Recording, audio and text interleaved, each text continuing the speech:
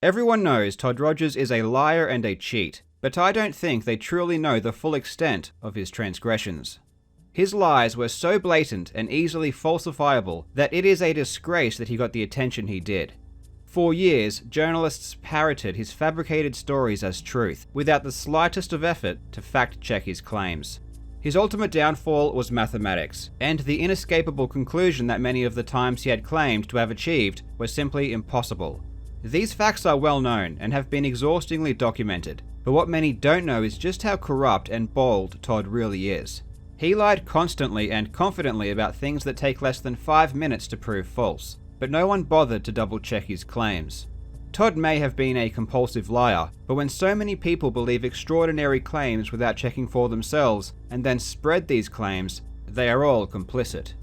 Today we will delve into the history of Todd's most infamous story, the oldest world record in video game history, his time of 5.51 seconds on Activision's dragster. Through uncovering the truth, you will begin to realize just how gullible people really are, and we will quell this notion that Todd Rogers simply lied about a video game score. He did much more than that, and it was much, much worse. In 2012, Guinness World Records officially recognized Todd Rogers as holding the longest-lasting video game record, a time of 5.51 on dragster for the Atari 2600. Now, given that a score of 5.51 was later proven to be completely impossible, how on earth did this acknowledgement ever happen? Well, let's find out. The first step on our journey backwards takes us to Twin Galaxies. Twin Galaxies is the scorekeeping organization that Guinness relies on for many of its records. So in the case of the oldest video game record, Guinness took the word of Twin Galaxies, who had advised them that the oldest record was Todd's 5.51. According to Twin Galaxies, the 5.51 was achieved on the 1st of September 1982. On the now removed Guinness World Records page, it also stated that Todd has held the high score record on dragster from the 1st of December 1980. It also gives us the origin of the claim, stating that it was officially recognized by Activision. This recognition from Activision was the entire foundation for adding the record to the Twin Galaxies database. In the past, Twin Galaxies had two main ways to validate scores. You either had to perform the score live in front of a Twin Galaxies referee, or you needed to provide video evidence of the score. Todd's 5.51 satisfied neither of these requirements, and this was a rare instance where Twin Galaxies relied on the adjudication from a third party to recognize the score. This was confirmed by the Twin Galaxies founder, Walter Day. Walter also mentioned that it was based on Guinness acceptance as well, which is totally bizarre and one of the stupidest causality loops that I've ever heard. We will get to this point a bit later in the video. So, Guinness relied on Twin Galaxies relied on Activision, but how exactly did Twin Galaxies get confirmation from Activision? Well, the original source was an Activision newsletter called Activisions that had 7 volumes and ran from the fall of 1981 until fall of 1983. Within these newsletters is the proof of Todd's claims, so let's look inside and see what we find. Volume 1, Fall of 1981. The World Class Dragster Club has 2,900 members, and the club has the only record jointly held by a father and son, 5.61 seconds. Okay, well this is surprising as Guinness said Todd had held the record since 1980. Let's have a look at Volume 2, Winter of 1982. Here, Todd does hold the record, now at 5.57, along with 2 other people, Greg Nichols and Tony Armstrong. Volume 3, released in the spring of 1982, once again shows that 3 people hold the dragster record, which remains at 5.57. In the fall of 1982, Volume 4 was released, showing that now 4 people had tied 5.57. In December of 1982, Volume 5 was released. It's important to remind you that according to Twin Galaxies and Guinness World Records, Todd achieved the 5.51 on the 1st of September 1982, so we should find his record in this newsletter. Well, it does say that the record for dragster is 5.51, but who holds the record? On the next page, it lists 2 people as having the dragster record, William Stewart and Kevin Kopaczewski. Todd Rogers did not even hold the record as a tie at this point.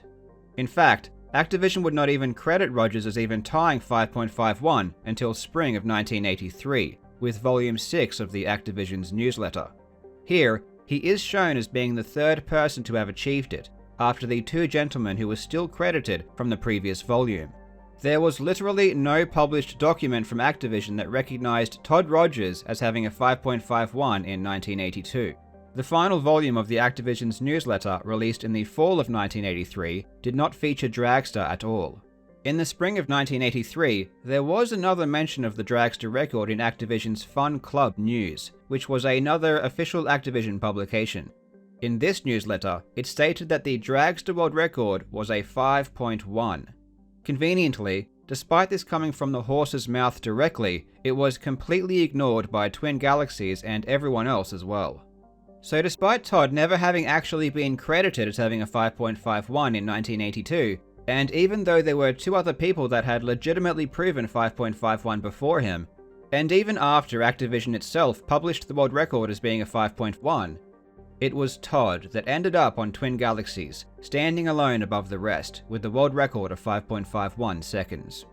We don't know who entered Todd's score into the Twin Galaxies database.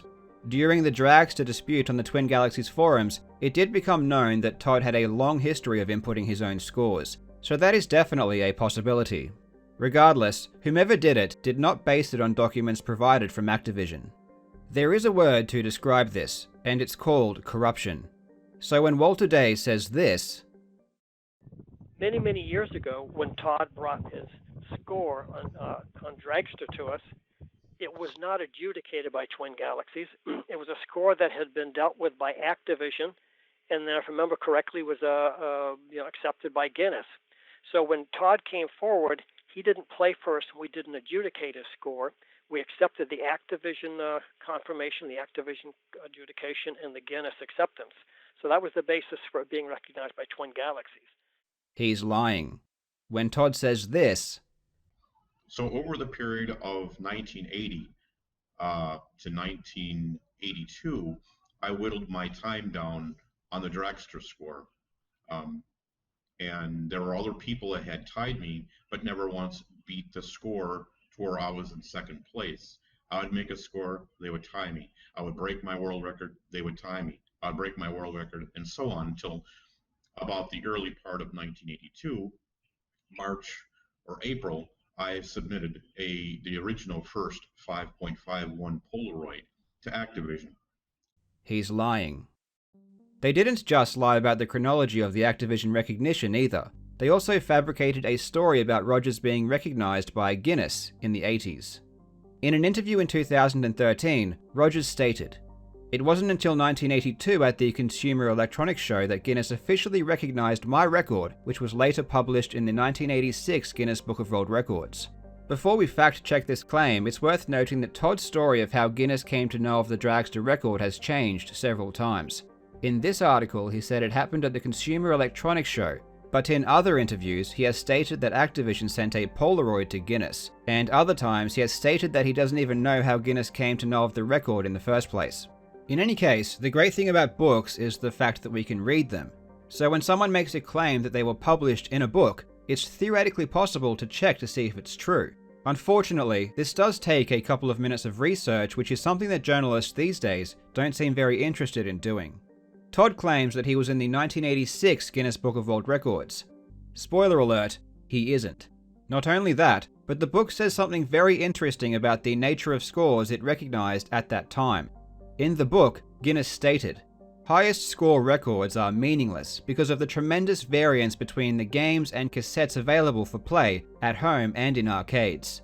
Each machine, each joystick setting, each environment is different, so that skill and endurance cannot be measured and compared with precision.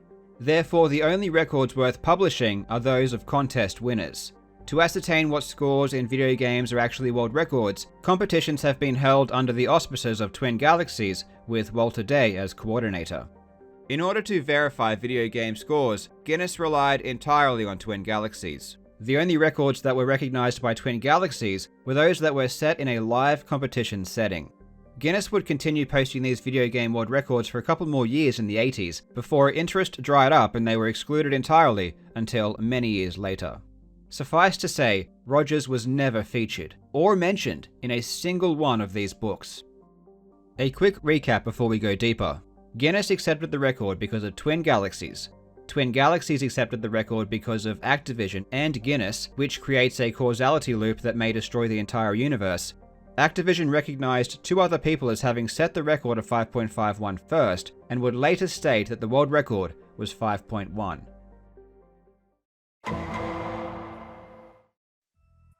Man vs. Computer, Todd's most intricate fable. The legend goes that David Crane, the creator of Dragster, programmed a computer to run a perfect dragster race. The perfect dragster race resulted in a time of 5.4 seconds, which was astonishing given that Todd had beaten this time. The way Todd tells this story has changed and evolved slightly over the years, but the earliest instance I found was back in 2001. Rogers recalled, "Activision thought this score was impossible. What I didn't know was they had a computer-simulated perfect run. The computer's run was of a 5.54, and Activision wanted to know how I could do better. I told them how I engaged the clutch until 0, and then popped the clutch, already in second gear. That explained the mystery, and Activision sent Todd a certificate with his high score on it, congratulating him on his new record." The timeline of this story is important, as Todd claims that all of this happened in 1982. In fact, early 1982. As we already know from Activision's newsletters though, this isn't true at all. The specific story of Todd submitting the 5.51 and Activision's response to it slowly started to become more fleshed out over the years. In 2005, he provided more details. He told of a phone call from Jan Marcella, who wanted to know how he shifted his dragster. Jan Marcella was the customer relations representative at Activision. Obviously, if anyone knew of the various advanced dragster shifting techniques, it would be her. Todd proclaimed, "To this very day I am the only person officially to have beaten Activision's perfect run." Something must have happened throughout the years. Perhaps people started digging into the Activision archives and were discovering that Todd really wasn't the only, or even the first person to achieve a 5.51. It must have come up at some point, because Todd would eventually change his story to include the other 2 record holders. One day, Jan Marcella called me up and said, "Hey, I want to know how you shift."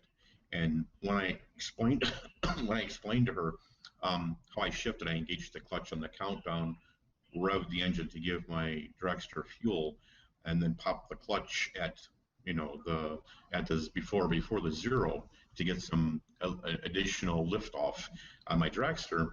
She says, "Okay, well, I have something to tell you.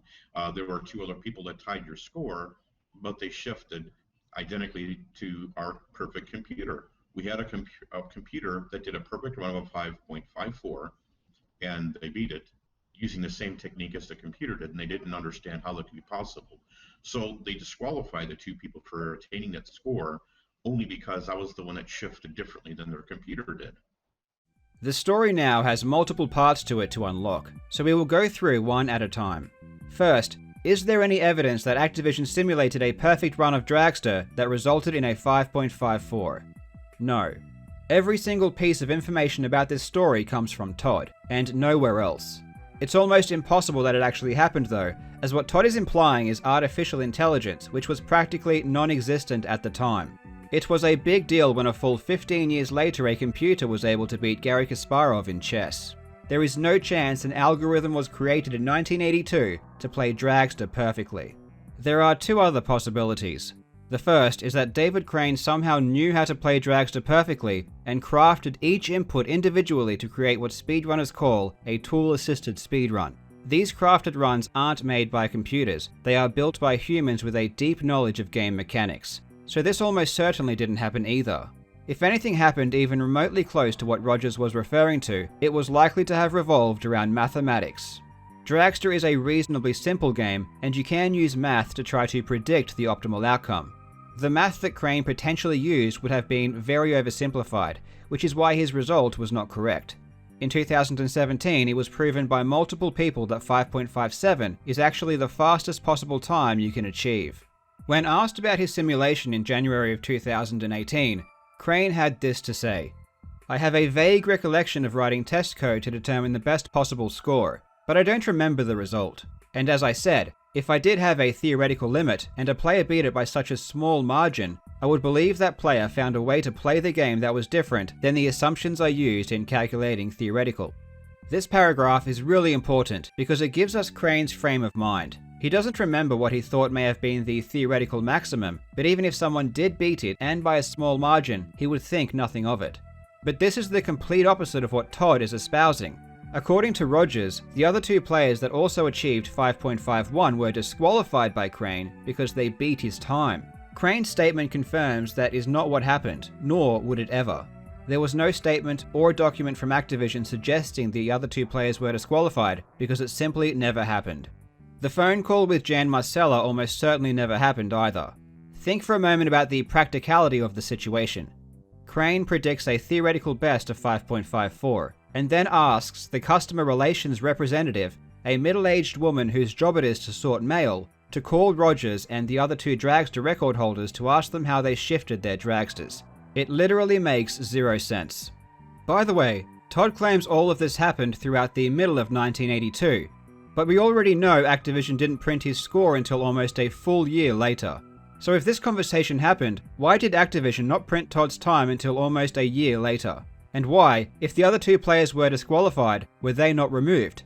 These are rhetorical questions obviously, because the simple fact is that this conversation never happened. If Todd deserves a Guinness World Record, it's for being the biggest hypocrite. What always bugged me was the fact that Todd threw the other two world record holders under the bus because of this alleged simulation, but when it came to his own time, the same standards did not apply. The mountain of evidence supporting the case that Todd had fabricated his 5.51 was far, far larger than the evidence that supposedly had the other two players disqualified. Even David Crane confirmed that players would have certainly proven their time with evidence to have their times posted in the Activision's newsletter. He stated, Activision validated Todd's dragster score using the accepted methods of the day. The time to question any of those records has passed. He further stated, those records were set at the time, by a player at the time, and given validation by the authority at the time. Thus, those records should stand. These statements seem really peculiar from someone that Todd says disqualified two players who were already proven and validated. Obviously, William Stewart and Kevin Kobacheski proved their records to Activision, or they wouldn't have been featured in the first place. Is Todd saying they faked their proof? Is Todd suggesting that these two gentlemen are cheats? Did they doctor their photos? Why is he so quick to proclaim them as frauds when he didn't even speak to them? Even if his stories were true, they were disqualified because of a phone call with Activision's customer service representative. That's hardly an exhaustive investigative process. Meanwhile, Todd has had 37 years to prove his record. We have multiple programmers confirm that 5.51 is not possible under any circumstances. He spent 2 full days with Ben Heck, who could input whatever strategy Rogers wanted with perfect precision. This achieved nothing. He couldn't even get close to his record. We have proof that Rogers doctored certificates from Activision. All of his stories and the timelines in which they occur are demonstrably false. But you know what Todd's response to all of this is? You weren't there. Someone's gone beyond just trying to do the programming and insert the inputs at the right time. Someone's actually looked at the code, read the code. In fact, multiple people, I think it's 3, maybe 4, have looked at the code, analyzed the code, read the code, and said, I have looked at this code, I have studied it, it's less than 100 lines of code, I know what's going on, and after reading the code, I am sure there's no way Todd could have got this score. What do you say to that? Well, I say that they weren't there to watch me play it, so who are they? Go get a TARDIS and go back 35 years, you'll be impressed. All right. Well, I have news for Todd. He wasn't there when the heroes William Stewart and Kevin Kobacheski achieved the first legitimate 5.51. And these two champions were the ones who really deserved the recognition this entire time. When Todd Rogers was banned from Twin Galaxies in early 2018, he made a response post on his Facebook page. There are a lot of lies in this post that relate to things that I haven't covered in this video, but one part immediately struck me upon reading. Rogers stated, I ask this, had I not achieved the score in their presence, why would Activision have acknowledged me beating their perfect run, and hired me to demonstrate their games? What also seems to get overlooked is that I was only 16, and really had nothing to gain by fabricating an unobtainable score. Firstly, we know that Activision have already acknowledged 2 other people as having obtained 5.51 before Todd, so it obviously didn't require people to achieve the score in their presence. Secondly, Todd demonstrated Activision games in 1982, which was the year prior to his 5.51 being recognized in the Activision's newsletter, so it had no bearing on that at all. Thirdly, Todd had everything to gain by fabricating a score, and Todd himself has stated many times that the entire reason he submitted dragster scores in the first place was to gain recognition. The following clips demonstrate that Todd knew very well how much there was to gain, and even confirms that gaining in general was his entire intention to begin with. When Atari came out, I played that quite considerably, and then Activision, which was a third-party developer, came up with a game called Dragster. When in the Dragster's brochure it says, if you beat this time of the Dragster run, you'll get recognition. Well, that was my golden opportunity. I got my start back in 1980 working for Activision. I opened up a brochure one day playing the old Atari, and I saw that little list in there that says, well, if you want recognition, break this score. I thought that was my perfect opportunity to make a name for myself. Oh no, I got my big break in 1980. Activision had published, if you beat this score, you'll get recognition. That was in a game called Dragster. And that's what started the avalanche of working for many different companies, because I would submit my scores, and one particular show, they wanted to see if I was the real deal. That was in 1982 at the Consumer Electronics Show in Chicago. And ever since that point on, I've been playing professionally for more than 42 software publishers. In 1982, Activision did indeed have Todd demonstrate their games. Todd was getting a lot of attention, and even appeared on a couple of brief TV segments. His claim to fame was his records, and he really believed he was becoming famous. Well, they enjoy the publicity like that, me getting famous, but the election bill. This meant a lot to Todd, and why wouldn't it? It's a pretty big deal for a 17-year-old. But when the Activision's newsletter came out in December of 1982, this would have crushed Todd. He was relying on his records to build his image, and hopefully build a career.